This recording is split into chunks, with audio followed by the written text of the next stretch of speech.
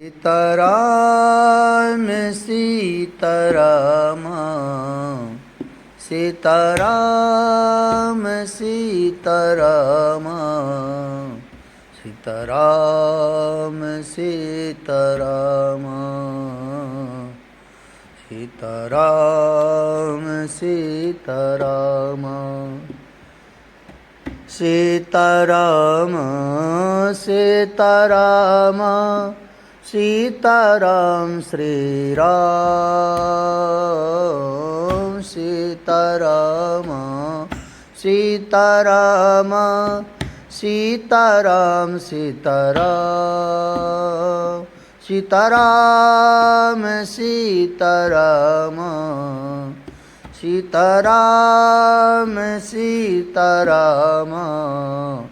सीताराम सीताराम सीताराम सीताराम। श्री सीताराम जी भगवान की जय। वैदेही की आत्मकथा। मैं वैदेही नारी सहज आध्यात्म है। वो अपने नारी स्वभाव में रहे तो उसे साधना करने की आवश्यकता ही नहीं है, क्योंकि अस्तित्व ने उसे समर्पण का सहज गुण दिया ही हुआ है और आध्यात्म समर्पण की ही तो बात करता है। ये शिक्षा मुझे परम वात्सल्यमयी तपोमूर्ति माँ अनसुईया से मिली। हाँ, वही अनसुईया जिनके बालक त्रिदेव बने थे, और चित्रकूट में मंदाकिनी को लाने वाली भी तो यही थी। नहीं तो ये चित्रकूट वन प्रदेश जल से विहीन था। इनके पति अत्रि ऋषि तपस्या में लीन थे। वर्षों के बाद जब तपस्या से उठे तो सीधे अपनी पत्नी अनसुईया जी से जल मांगा। जल, वहाँ उस समय जल कहाँ था? ना कोई सरोवर, ना नदी। उन पतिव्रता ने आंखें बंद कीं और विष्णुपदी गंगा का स्मरण किया। कई धाराएं बह चली थीं। गंगा तीव्रता से बहने लगी। आवाज़ ज़्यादा थी गंगा की। तब सती अनसुईया ने इतना ही कहा, हम साधना में लीन हैं। ध्वनि प्रदूषण करना है गंगे, आपको शोभा नहीं देता। मंद मंद गति से आओ। मंदाकिनी नाम गंगा का तभी तो पड़ा। सती की बात को गंगा कैसे टाल दे?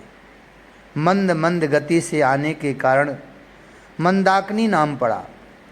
मंदाकिनी गंगा का उद्गम अत्रि ऋषि के आश्रम से ही है।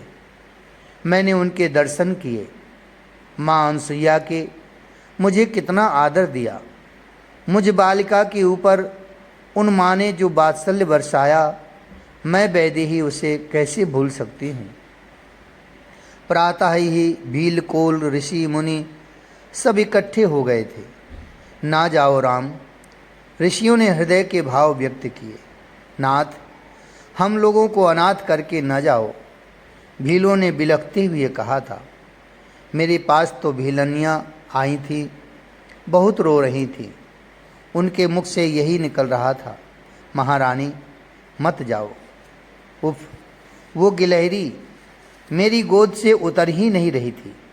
वो कपि जो नित्य इस चित्रकूट में कदली लेकर आते थे, वो आज मुझे ऐसे देख रहे थे मानो कह रहे हों, अब हम किसके लिए जिएंगे? हम केले के गुच्छे किसके लिए लाएंगे? पक्षी आज कोलाहल भी नहीं कर रहे थे। पूरा चित्रकूट आज विरह में डूब गया था। मेरे श्री राम सबको समझा रहे थे, हम तपस्वी के रूप में हैं। मात्र सुविधा देखना हमारा काम नहीं है। आप लोगों का प्रेम ये राम कैसे भूल सकता है? आप लोगों का हृदय पवित्र है। उस पवित्र हृदय से आप लोगों ने जो हमारी सेवा की है, ये राम तो आप सबका ऋणी हो गया है। मैं भी अपने आंसुओं को रोक ना सकी, पर मेरे श्री राम सत्य संकल्प हैं। सबको विदा करके हम लोग आगे बढ़ रहे थे। बहुत राक्षस हैं आगे हे राम, ऋषियों ने कहा। आपकी कृपा से राम का कोई बाल बांका भी नहीं कर सकता। हाथ जोड़ कर ऋषियों से विदा ले रहे थे मेरे श्री राम। अत्रि ऋषि, हाँ, रघुकुल के कुल गुरु वशिष्ठ जी के भाई अत्रि ऋषि, इनका आश्रम आ गया था। पता नहीं किसी ने सूचना दे दी थी इनको। स्वस्ति वाचन करते हुए ऋषि मिले। स्वयं अत्रि ऋषि आगे आए थे। आपका स्वागत है अत्रि के आश्रम में, हे राम। अर्घ्य दिया था श्री राम को। आप ये क्या कर रहे हैं? आप ऋषि हैं, ब्राह्मण हैं, हम तो क्षत्रिय हैं, श्री राम ने कहा था। अतिथि का स्वागत करना ऋषियों का भी कर्तव्य है राम। विलक्षण आध्यात्मिक ऊर्जा थी उनमें। चौकी में विराजमान कराया था मेरे श्री राम को ऋषि ने। हे राम, पुत्री वैदेही को कहो कि सती अनसुईया कई वर्षों से उनकी प्रतीक्षा में है, उनसे जाकर ये मिल लें। मेरे श्री राम ने मेरी ओर देखा और मुझे आज्ञा दी। नहीं राम, एक आज्ञा और दो पुत्री वैदेही को कि सती अनसुईया इनको जो दें उसे ये स्वीकार करें। एक सती का वो आशीर्वाद होगा। मेरे श्री राम मेरी ओर देखकर मुस्कुराए और स्वीकार करने की भी आज्ञा दे दी। पास में ही कुछ ऊंचाई पर उन भुवन वंदनीया माँ अनसुईया की कुटिया थी। मैं गई वहाँ। ओह, क्या आध्यात्मिक ऊर्जा थी! और वो स्वयं कपूर के समान गौर वर्ण था। उनका केश भी हिम के समान शुभ्र थे। झुर्रियों से भरा हुआ उनका देह था। देह उनका बहुत पतला था, जैसे जैसे कोई ज्योति की रेखा हो। उन तपस्विनी का संपूर्ण देह तो ऐसा लग रहा था जैसे ज्योति पुंज हो। मैंने जाते ही उनके चरणों में प्रणाम किया। मैं मिथिला नरेश की कन्या, दिवंगत चक्रवर्ती श्री दशरथ की बड़ी पुत्रवधू, मैं वैदेही आपके चरणों में प्रणाम करती हूँ। ओह! उन्होंने जैसे ही ये सुना वो उठीं और लड़खड़ाते हुए मुझे ही उठा लिया और अपनी गोद में बिठा लिया। मुझे गोद में लेते ही उन्हें रोमांच हो रहा था। उनके नेत्रों से प्रेमाश्रु बह रहे थे। वो आनंदित थीं। मुझे तो ऐसा लग रहा था जैसे मैं मैया सुनैना की गोद में बैठी हूँ। वो बोलना चाह रही थीं, पर उनकी वाणी भावातिरेक के कारण अवरुद्ध सी हो गई थी। बच्चे वैदेही, वीणा की सी झनकार उनकी वाणी गूंजी। कुछ सुनाओ ना, अपने विवाह के बारे में कुछ सुनाओ वैदेही। मेरे माथे को सूंघते हुए आनंद में बोली थी। उनकी आज्ञा में टालती, कैसे टाल सकती थी? ये तो वही थी ना जिन्होंने तीनों देवता, विधाता ब्रह्मा, पालक विष्णु और संहारक महादेव को अपना पुत्र बना लिया था अपने तप से। और उनका तप था सिर्फ एक है। हाँ, उन्होंने मुझे यही तो समझाया। मैं अपने विवाह की बातें बताने लगी थी। मेरे श्री राम कैसे आए महर्षि विश्वामित्र के साथ जनकपुर में, कैसे पिनाक को उन्होंने तोड़ा, कैसे विवाह हुआ, वो आंखें बंद करके सुनती रहीं। हाँ, किन्हीं किन्हीं प्रसंगों में वो मुस्कुराती भी रहीं। मिथिला में जिस विधि से विवाह हुआ था हमारा, उन विधियों को भी सुनकर आनंदित होती रहीं। बच्चे वैदेही, उन्होंने मुझे उपदेश देना प्रारंभ किया था। वैसे उनका कहना था, सच्ची सती तो तुम हो वैदेही। हमें तो वो हंसी थी, कितनी निश्चल हंसी थी उनकी। हमें तो ईश्वर का भाव करना पड़ता है अपने पति पर तुम्हारे पति तो ईश्वर हैं। फिर कुछ सोच कर बोली, हे वैदेही, सच्ची पतिव्रता तो वह है जो अपने पति के अलावा कुछ मानती ही नहीं। जीव नारी ही तो है और उसका पति एकमात्र परमात्मा है। एक, उस एक के प्रति निष्ठावान रहना ही पतिव्रता के लक्षण है। नारी सहज है, नारी अहंकार से रहित है। सहज समर्पण नारी के स्वभाव में है और इसी सहज स्वभाव का आश्रय लेते हुए अपने पति के प्रति समर्पित रहना पति नहीं। मात्र ये देहधारी को पति नहीं मानना। ये तो पति के वस्त्र हैं, पर वस्त्र भी तो पति के हैं ना। पति तो इसके अंदर जो बैठा है वो है। उसके प्रति समर्पित रहना, फिर सेवा श्रद्धा सहज होगी। निष्ठावान रहना नारी का स्वभाव है, ठहराव नारी का स्वभाव है, उसी स्वभाव में स्थित रहना ही पतिव्रता है। देह के सुख को सुख मानना निम्न स्थिति है नारी की। सेवा धर्म को ही जिसने अपने जीवन का साधना बना लिया है वो पतिव्रता है। जो वासना के चलते इधर उधर भटकती है वो नारी स्वभाव से गिर गई है।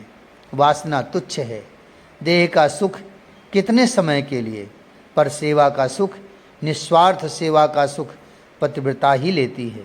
जिसके मन में कोई कामना नहीं है, मात्र ईश्वर रूप पति की सेवा, यही नारी के लिए सहज साधना है। मैं सुनती रही उन जगत वंदनीया की वाणी।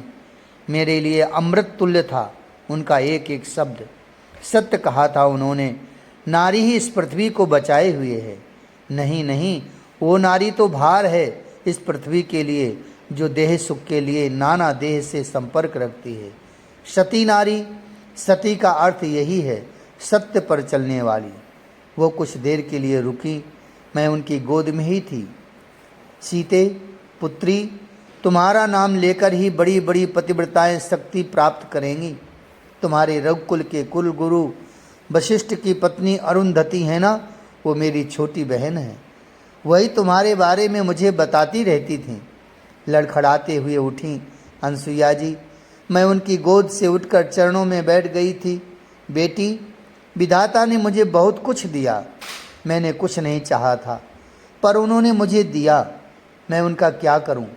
ये अंगराग है, स्वर्ण के कटोरे में अंगराग था, मैं तुम्हारे देह में इसे लगाऊंगी। ना, मना मत करना। मेरे देखते ही देखते दिव्य आभूषण उनके पास में आ चुके थे। साड़ी अत्यंत सुंदर थी। मेरे पास अयोध्या से चलते हुए एक ही साड़ी तो थी जो मैंने पहनी हुई थी। गंगा नहाते हुए वो गीली हो गई थी। आगे चलकर मैंने बलकल पहनने सीख लिए भिलनियों से। चित्रकूट में मेरे पिता जनक जी और माता सुनैना भी आए थे। वस्त्र वह भी लाए थे, पर मैंने उन्हें स्वीकार नहीं किया। कैसे करती? मेरे पति वनवासी वेश में और सीता राजसी वस्त्र धारण करे। यही बात आज मैंने कही। माँ, क्या ये शोभा देगा? नहीं माँ, मेरे पतिदेव वनवासी वेश में हैं और मैं, ये सुहागन नारी की पहचान है, इसमें गलत नहीं है पुत्री। सुहागन नारी श्रृंगार में रहे, यही उसकी शोभा है। मुझे मेरे श्री राम ने आज्ञा दे दी थी, इसलिए इससे ज़्यादा मैं कुछ बोली भी नहीं। उन्होंने मेरे देह में अंगराग लगा दिया। ये अंगराग तुम्हारे देह को वर्षों तक स्वस्थ और सुंदर बनाकर रखेगा। साड़ी पहनाई, आभूषण पहनाए, कानों में दिव्य कुंडल,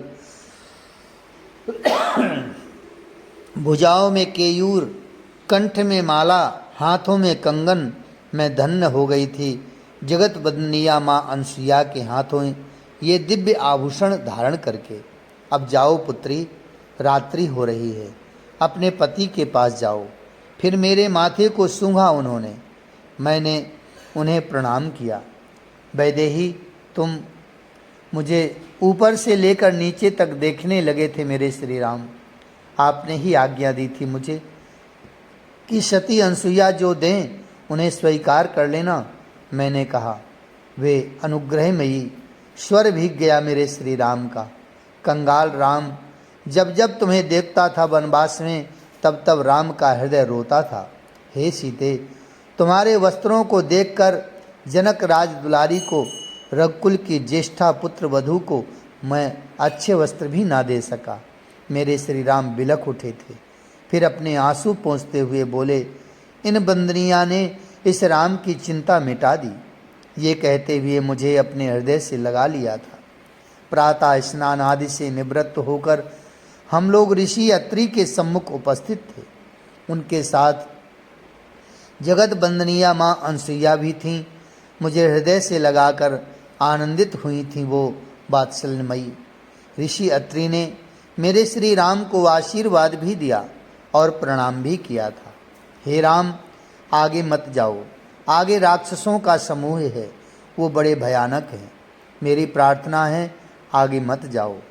ऋषि अत्रि ने मेरे श्री राम से निवेदन किया था, भगवान आप ऐसी बात न करें, इन ऋषियों के मुखमंडल में भय है, ये हम क्षत्रियों के लिए दुर्भाग्यपूर्ण है। हे ऋषि अत्रि, आप ऋषि मुनि इस धरा को बचाए हुए हैं, अन्यथा ये धरा तो कब की राक्षसों के कारण रसातल में ही चली जाती। फिर कैसे हम आप लोगों की साधना को निर्विघ्न ना होने दें। आपको हम निश्चिंतता प्रदान करेंगे, ये राम का वचन है। ये बात बड़ी दृढ़ता से बोले थे मेरे श्री राम। आपका मंगल हो, आप अपने कार्य में सफल हों, आपका संकल्प सिद्ध हो, यही आशीर्वाद दिया था ऋषि अत्रि ने।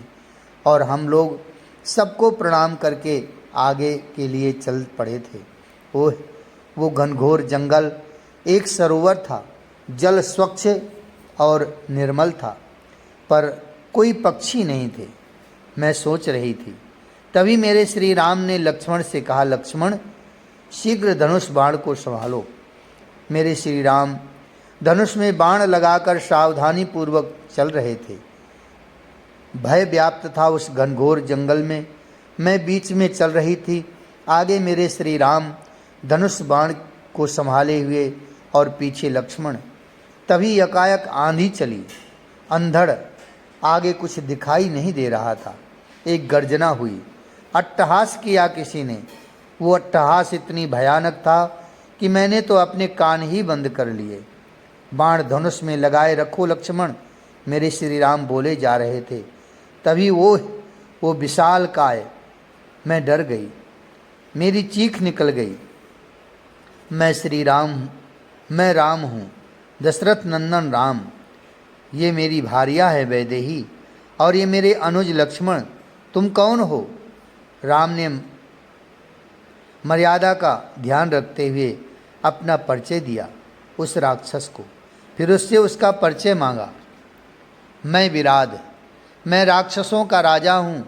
रावण मेरे सामने आने से भी डरता है, पर तुम कितने सुंदर हो राम। वो विराध तो मेरे श्री राम को हक्का बक्का सा देखता ही रहा। ओह, ऐसी सुंदरता तो मैंने कहीं देखी ही नहीं थी। ये सांवला रंग, वो छूने लगा था मेरे श्री राम को। ये चरण कितने कोमल हैं। इन कटीले मार्गों पर चल रहे हो, कांटे गड़ रहे होंगे राम। वो भावुक हो उठा था। तुम क्यों भय उत्पन्न करते हो इन निर्दोष ऋषियों के मन में? मत करो इनको परेशान। मेरे श्री राम ने उस विराध को समझाना चाहा। इन चरणों से मुझे मार दो ना मेरे राम।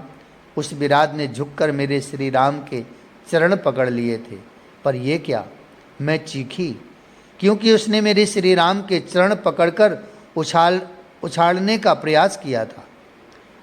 पर मेरे श्री राम उछलकर फिर सीधे खड़े हो गए। वो हंसा, मेरी ओर देखा।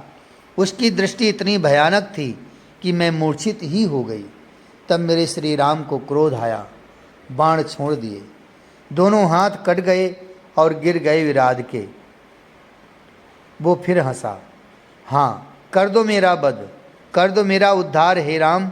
मेरे श्री राम ने 2 बाण और चलाए।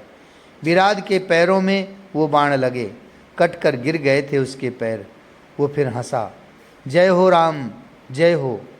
मेरे श्री राम ने उछलते हुए विराध के सिर में अपने चरण रख दिए थे। वो आनंदित हो रहा था। इन चरणों को ब्रह्मादि इंद्रादि चाहते हैं, फिर भी उनको ये चरण नहीं मिल पाते। आज मेरे जैसे राक्षस नीच को ये चरण मिले हैं। मैं धन्य हो गया राम। ये कहते हुए विराध मूर्छित हो गया था, पर गाड़ना पड़ेगा इसे। लक्ष्मण, इसमें अभी भी प्राण हैं, इसे धरती में गाड़ दो। गड्ढा खोदा लक्ष्मण ने, उसमें विराध के देह को गाड़ दिया था। आकाश से तभी पुष्प वृष्टि होने लगी। वो अत्यंत सुंदर हो गया था विराध। मैं गंधर्व हूँ, इसी दुर्वासा के साप से राक्षस बना, पर मेरे लिए ऋषि का साप नहीं, वरदान सिद्ध हुआ। नाथ, आपके चरणों को मैंने प्राप्त किया। मैं धन्य हो गया, मैं धन्य हो गया। ये कहते हुए वो चला गया, मुक्त हो गया। मैं अभी भी डरी हुई थी। मेरी सांसें अभी भी तेजी से चल रही थीं। कितना भयानक था वो राक्षस। मैंने अपने श्री राम के मुख की ओर देखते हुए पूछा। वो बस मुस्कुरा रहे थे। अभी आगे आगे देखती जाओ वैदेही, इतना ही बोले। धन्य धन्य ऋषि सरभंग, मैं तो यही कहूँगी। आहा, क्या मृत्यु है। सच, मृत्यु भी धन्य हो गई। पर मृत्यु कहाँ, यह तो अमृत पा लिया था ऋषि सरभंग ने। हम तीनों, श्री राम, लक्ष्मण भैया और मैं, हम चल रहे थे। घनघोर वन प्रदेश हमें मिलते जा रहे थे। मेरे श्री राम सावधान थे। वो लक्ष्मण भैया को भी सावधान रहने को कहते। दूर तक चलने के बाद एक सरोवर आया था। हाँ, ये स्थान सुंदर है लक्ष्मण। जानते हो, यहाँ के जीव जंतु सब कितने आनंद से विचर रहे हैं, क्योंकि ये निर्भय हैं। ये कहते हुए उस सरोवर में मेरे श्री राम ने अपने हस्त और चरण पखाड़े। वैदेही, तुम भी हाथ पांव धो लो, बड़े प्रेम से कहा मुझे।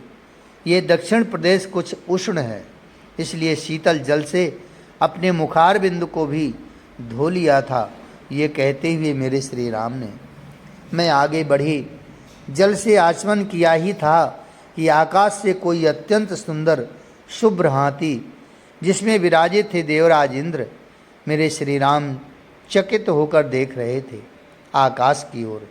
जाओ जाओ देवराज, मैं अभी नहीं जाऊंगा। कैसी बात करते हो, मेरे द्वार पर सीताराम आ रहे हैं और मैं तुम्हारे साथ ब्रह्मलोक जाऊं? कह दो पूज्य ब्रह्मा जी से, बस मैं उन्हें देख लूं। मैंने देखा। देवराज सिर झुकाकर चले गए। उनका वो हाथी, विशाल हाथी, पूरे आसमान में ही छा गया था। तभी सामने से वो ऋषि दिखाई दिए। सरभंग, अत्यंत कृशकाय, अस्थियों में मांस नहीं था। कहाँ से हो? अन्न का त्याग किए हुए कितना समय हो गया। शायद ये इन ऋषि को भी पता नहीं, पर ज्योतिपुंज दिव्य तेज था उनमें। मेरे श्री राम धनुष को रखकर साष्टांग प्रणत हुए थे। लक्ष्मण ने बाद में किया, मैंने हाथ जोड़कर प्रणाम किया था। हे राम, मेरे श्री राम फिर मेरी ओर देखते हुए बोले। सीताराम, हाँ, ये मेरा श्री राम कुछ अधूरा था। बिना इस सीता नाम के मुझे प्रणाम किया। मैंने सिर झुका लिया था। ऋषि अद्भुत थे। फिर अपनी कुटिया में ले गए। पास में ही थी कुटिया, पर स्वयं तपश्चर्या में रहने के कारण फलाहार भी त्याग दिया था ऋषि सरभंग ने। इसके ही कारण वहाँ फल के वृक्ष भी नहीं थे, पर जल से अर्घ्य दिया अतिथि के रूप में हमें। हे सीताराम, ये देवराज इंद्र थे जो मुझे लेने आए थे ब्रह्मलोक के लिए। ब्रह्मा जी ने भेजा था इन्हें, पर मैंने भी कह दिया स्वयं सीताराम मेरे द्वार से होकर गुजरें, और अभी ही गुजर रहे हैं। फिर मैं कैसे जा सकता हूँ? आप जाएं, मैं बस इष्ट के दर्शन करके आ जाऊँगा। हे राम, आप देख ही रहे हो मेरा शरीर कितना जर्जर हो रहा है। समय भी हो गया है इस देह का, इसलिए मैं आज जल हाथ में लेकर अपना संपूर्ण जप तप साधना व्रत आपके चरणों में समर्पित करता हूँ। आप इन्हें स्वीकार करें। ये कहते हुए ऋषि सरभंग ने हाथ में लिया जल और मेरे श्री राम के चरणों में डाल दिया। हे राम, फिर ऊंची सांस लेते हुए ऋषि ने कहा, मेरा देह से कोई मोह नहीं है, वैसे भी देह से मोह मुझे कभी था भी नहीं। हे राम, अब मैं अपना देह त्यागना चाहता हूँ। आपको ये अच्छा नहीं लगेगा, पर हे राम, आपकी प्रेम पूर्ण दृष्टि के सामने आपको देखते हुए ये ऋषि अपने प्राणों को त्यागेगा। आपको मात्र साक्षी बनना है। हम तीनों ही शांत भाव से खड़े रहे। क्या बोलते? ऋषि ने इधर उधर से कुछ काष्ठ बटोरने शुरू कर दिए थे। लक्ष्मण ने आगे बढ़कर सहायता करनी चाहिए, पर वो क्षत्रिय कुमार से क्यों सहायता लेने लगे। स्पष्ट मना कर दिया।